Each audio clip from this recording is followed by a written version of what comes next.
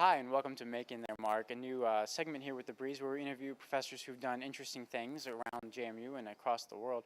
We're here with JMU sculpture professor Greg Stewart, who in May through November will have his work featured in Dubai involving his sculptures. You know, Dubai, I think it's more, for me, it's just a really good opportunity for someone who works really hard. You know, right now Dubai is it's a wide open market. They have a particular interest in contemporary American contemporary art.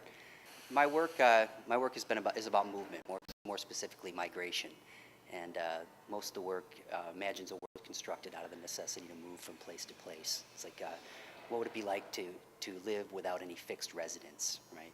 So it also looks at how we might build to accommodate the portability of our lives, you know, including our belongings, our own piece of the earth, our private property, and how we would move our families, you know, if we were forced to live, say, a nomadic lifestyle.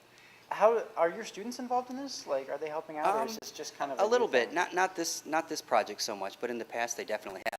But what's really exciting for me about this project is it is not just going to be in Dubai. It's also going to be shown in New York, and components of it will be here in Harrisonburg simultaneously. Oh. So the project is going to exist in 3 or 4, 5 different places simultaneously, and I see it all as one large project that'll be sort of broken down into minor components that will be in these various sites. Yeah, definitely. If it's going to be around here, when could students go see it? Like, where and when? Well, they come down to the studio here and see it anytime they want. Oh, cool. But I mean, you know, quite often we have them, and actually this is where students get involved. We take the projects out into the community and we ride them around, and some people actually live in them and sleep in them, and you know, they operate that way. I like to try to get students involved in that aspect of the project. But in terms of you know, really constructing them is pretty much my own kind of a thing. Part of the studio practice is how you prepare to be a teacher, to become a better teacher. It's where you work out your ideas, and those ideas are always translated into the classroom. Absolutely, and I think you know, it's very important for me to stay active as an artist. I think that, you know, my teaching feeds off of that. I think the students feed off of that activity.